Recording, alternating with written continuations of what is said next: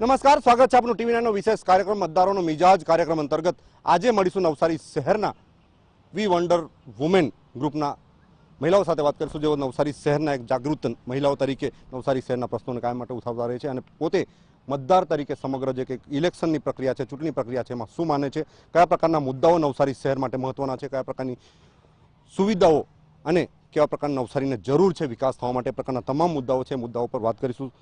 સમગ્ર નવસારી શહેર એક નવસારી અને સુરત સાથે જોડાયેલું છે। આપ એક નવસારી શહેરનો વિકાસ કઈ રીતે જુઓ છો, કેવા પ્રકારનો હોવો જોઈએ એવું લાગે છે આપને? એમ જોવા જાય તો નવસારીનો બિઝનેસ બહુ ડલ થઈ ગયો છે, બહુ માર બી પડી છે। એના માટે કંઈક કરવું જોઈએ, જરૂરી છે, કેમ કે જે નવસારીમાં એટલું બિઝનેસ નહીં ચાલશે તો લોકોને બહાર જવાનું થશે। એટલે મારું એવું કહેવાનું છે કે નવસારીમાં થોડુંક બિઝનેસ ચાલવું જ જોઈએ, એના માટે કંઈક કરવું જરૂરી છે। નવસારી શહેરમાં શું ઘટતું એવું લાગે છે આપને? વારંવાર આપ મુદ્દા લઈને દોડો છો કે બળદ તગેડવા માટે જાઓ છો, ગાયને વખત તગેડવા માટે જાઓ છો, કયા મુદ્દાઓ છે ખાસ કરીને જે નવસારી શહેરને સ્પર્શે છે? અમારી વી વન્ડર વુમનની સંસ્થાની બહેનો દ્વારા ઓલવેઝ નવસારી માટે કંઈક ને કંઈક સારું કરવાનો પ્રયત્ન હોય છે। તો અમુક જે મુદ્દાઓ છે જેમાં પ્રથમ ક્રમે રખડતા ઢોરોની સમસ્યા, એ બાબતે દર મહિને કંઈક ને કંઈક એટલા બધા મુદ્દાઓ છે કે 2-4 જણના મૃત્યુ ઓછામાં ઓછા એક વર્ષમાં થયા છે, તો તે બાબતે કંઈક ઘટતું કરવું જોઈએ। બીજા મુદ્દા છે સ્વચ્છતાનો મુદ્દા, ભલે મોટા મોટા એવોર્ડ મેળવ્યા તે છતાં પણ સ્વચ્છતા બાબતે હજુ નવસારીમાં ઘણું બધું ઘટે છે। એક મહિલા મતદાર તરીકે આપ કઈ રીતે મૂલવો છો સમગ્ર જે કંઈક પ્રક્રિયા છે નવસારી શહેરમાં મતદારોની જે પેટર્ન વગેરે છે એના પર આપ શું માનો છો? હજુ એટલે આમ તો કામ તો ઘણું થયું છે, પણ જેવું જોઈએ એવું હજુ નવસારીમાં થયું નથી। ઘણા ટ્રેનની બાબતમાં છે તો સપોઝ વાહન વ્યવહારમાં બી ટ્રેન ઘણી સ્ટોપેજ નથી એમ નવસારી ખાતે, અને સિનિયર સિટીઝન્સ માટે બી હજુ ઘણું થઈ શકે એમ છે, તે પણ હજુ હા। મહિલાઓ માટે ખૂટતી કડીઓ કઈ છે નવસારી શહેરમાં એવું લાગે છે આપને, ખાસ કરીને મહિલા તરીકે આટલા વર્ષોથી? મહિલાઓ માટે ખૂટતી કડીમાં તો છે મહિલાઓ જે જોબ કરે છે તો એમને બધા પાસે જ કઈ વ્હીકલ હોય એવું નથી, તો સુરતની જેમ BRTS બસ એની વ્યવસ્થાની કદાચ જરૂર પડે મારા હિસાબે। અને બીજું કે હીરા ઉદ્યોગ મંદ પડી ગયો છે, અને બીજું કે રોજગાર જે આજે એન્જિનિયર છે, ડૉક્ટર છે, એ બધાને જોબ નથી ને જોબ મળે છે પણ સેલરી એટલી બધી નથી કે એમના ફેમિલીનું એ લોકો સારી રીતે ભરણ પોષણ કરી શકે। મહિલાઓમાં જોબ ઓપોર્ચ્યુનિટી શું સ્થિતિ નવસારીમાં એવું લાગે છે? કયા પ્રકારના ડેવલપમેન્ટ ખાસ કરીને જરૂર છે જેનાથી મહિલાઓને રોજગારી વગેરે મળી શકે? આપ શું માનો છો? આપ શું માનો છો સમગ્ર આપ શું માનો છો, કઈ રીતે મૂલવો સમગ્ર નવસારી શહેરના આખા જે વિકાસ છે એની પ્રક્રિયાને? બધું સારું જ થાય છે, ખરાબ કંઈ નથી, પણ હજુ ડેવલપની જરૂર છે, અને સ્ત્રીઓના માટે તો ઘણું કરી શકાય, હજુ એ કરવું જોઈએ। અને સુરક્ષા રીતે આ ઢોરોની સમસ્યા તો બધાનું એક જ કારણ છે, તે ઉપરાંત ટ્રાફિકનો કોઈ નિયમ અહીંયા પડાતો નથી, અને ટ્રાફિક હંમેશા નડે છે, સિનિયર સિટીઝન માટે વધારે નડે છે। નવસારી નગરપાલિકાએ કયા કયા એવા મુદ્દા છે જે હજુ કરવાની જરૂર છે, જેમ કે ઓવરબ્રિજ છે, અલગ બીજા કયા મુદ્દા આપ કઈ રીતે જુઓ છો?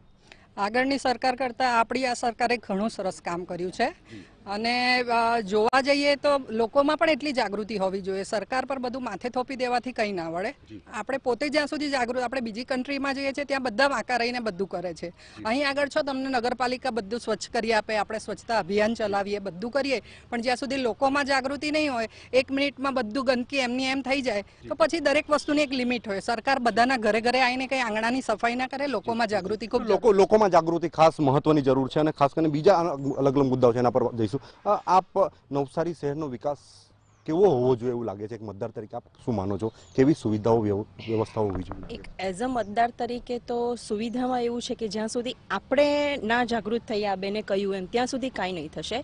બીજી વસ્તુ એ કે આમ જોવા જઈએ તો જ્યારે વોટ લેવા માટે આવે છે ત્યારે આમ કરીને આવે છે, અને પછી જ્યારે આવી જાય છે ત્યારે આમ હાથ કરી દે છે, એ ના થવું જોઈએ ખરેખરી રીતે। કે આપણા દરેક ખાતાઓની અંદર એક કરપ્શન હજી પણ ચાલે છે કે 2 કે 3 વખત કે 5 વખત આંટા મારવા જ પડે છે, અને ત્યાર પછી એમ કહેવામાં આવે છે કે ના આમ ના થશે, તેમ ના થશે। તો ખરેખર એ બધી સુધારાની જરૂર છે। તમે જ્યારે કોઈ કામના માટે જાઓ, કોઈને ખરેખર મદદની જરૂર હોય અને એમને જો ત્યાંથી નિરાશા સાંપડે તો શું થાય, એ ના થવું જોઈએ. બીજી વસ્તુ એ કે આપણે લેડીઝો તો બહુ જ વાત કરી, પણ બિલોંગ ટુ બચ્ચાઓને બી રિલેટેડ એક હું વાત કરવા માંગુ છું. નવસારીમાં ઘણી બધી પ્રાઇવેટ સ્કૂલો ખુલી છે, એ પોતાની મનમાનીઓ ચલાવે છે. તો મારો એક જ સંદેશ છે કે પ્લીઝ અવેર થાઓ. આજકાલના બચ્ચાઓને શિક્ષણ ઉપર બહુ જ બોધરેશન કરવામાં આવે છે. આપણે જે રીતે મોટા થઈને ખીલ્યા હતા, આજના બચ્ચાઓ એ રીતે ખીલી નથી શકતા. તો પ્લીઝ તમે એના માટે બી કંઈક મુદ્દો તૈયાર કરો કે જે શિક્ષણ અધિકારી સુધી પહોંચે અને આ વસ્તુનું કામ થાય. બચ્ચાઓ બહુ જ દબાય છે. આપ શું માનો છો? ખાસ કરીને મહત્વની વાત એ છે કે નવસારી શહેર વિકાસ તો પામી રહ્યું છે, પરંતુ સેન્ડવિચ જેવું થઈ ગયું છે નવસારી અને સુરત વચ્ચે. હવે નવસારી અને સુરત ટ્વિન સિટી થવા જઈ રહેલું છે, તો એને જ્યારે નવસારી જોડે જોઈન કરવાનું છે, તો મારે એમ છે કે જેમ BRTSની બસો છે, એ બધું એવું વાહન વ્યવહારને એ આપણે નવસારી સુધી પહોંચવું જોઈએ. ઉમેદવાર કેવો હોવો જોઈએ લાગે છે આપને? કેવું લાગે? વર્ષોથી આપ ઓબ્ઝર્વ કરો છો ઉમેદવાર વિશે, કેવો ઉમેદવાર આપ ઈચ્છો છો? ઉમેદવાર એવા જોઈએ કે બધાને સાંભળે અને બધાના અનુસરે, તે છતાં પણ તે લોકોને અનુકૂળ આવે પ્રમાણે કરે, પણ લોકોની વાતો સાંભળવા જોઈએ. કયા મુદ્દાઓ લઈને જશો મતદાન કરતી વખતે? આપ શું વિચારીને મતદાન કરશો આ વખતે?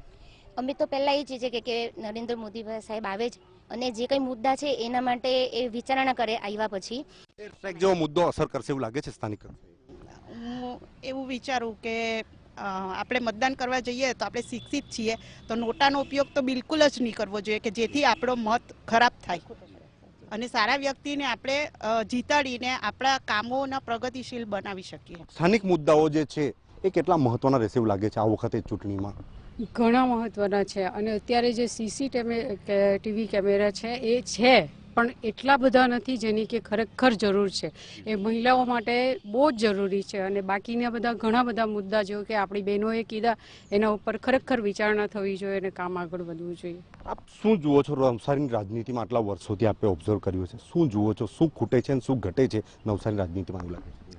નવસારી રાજનીતિમાં તો હવે જોવા જઈએ તો બધા પોતપોતાની આમ સીટ સંભાળવામાં જ પડેલા છે. ધારે તેવું રિઝલ્ટ મળતું નથી આવા શિક્ષણના ક્ષેત્રે પણ, ને ખાસ કરીને સિનિયર સિટીઝનને તો કંઈ જ એટલું સુવિધા નથી મળતી. પછી આ રસ્તા ઉપર જે ઢોરને આ તે રખડે છે, થોડા સમય માટે બંધ થાય છે, પછી પાછું એઝ રૂટીન થઈ જાય. એટલે જે દેખરેખ રાખવી જોઈએ, જે માણસ ચૂંટાઈને આપણે મોકલીએ છીએ તેની જે ફરજો છે તે નથી એ સંભાળતા બરાબર. તો ગુજરાતની રાજનીતિમાં નવસારી એક એવી લોકસભા સીટ છે જેને લઈને સમગ્ર ગુજરાતમાં ચર્ચા જાગી છે. કોંગ્રેસ પોતે લીડ ઘટાડવા માટેનો પ્રયાસ કરે છે, ભાજપ લીડ વધારવા માટેનો પ્રયાસ કરે છે. તમામ જે કંઈક વાતો છે એ વાતોનો નિચોડ મતદારોના હાથમાં છે, અને મતદારો મતદાન કરવા માટે ઉત્સાહ છે. નજીકના સમયે મતદાન કરીને પોતાનો ઉમેદવાર નક્કી કરશે. નિલેશ ગામિત, TV9